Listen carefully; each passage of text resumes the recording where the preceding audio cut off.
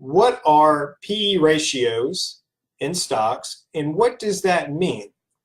Now, a price to earnings ratio, each company will come out and give an earnings projection per a dollar amount per share. And what that means is they do it on an annualized basis. So if I'm a stock and let's say I'm going to make $4 this year as my earnings, and that's meaning per each outstanding share, I'm going to make $4.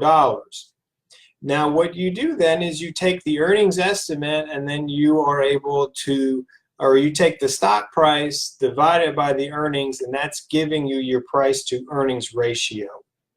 Now, your companies that are large growth companies that are aggressively taking all of the capital that they're making, reinvesting it in the company, are not going to show a lot of earnings per share.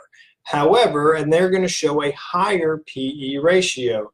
So, for example, Google is around $1,200 a share, and its PE ratio is a little upwards of 50 PE. Now, the average in the S&P 500 is anywhere between 16 and 17 times earnings as that ratio. So what you see with the PE ratios is the higher the PE ratio typically means that the company is invested in its growth strategy.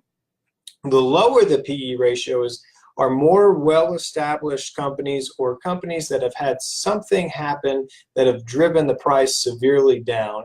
But the lower the price to earnings typically means they're established companies that have a lot of earnings and aren't going to be growing at the rates of some of the larger growth companies.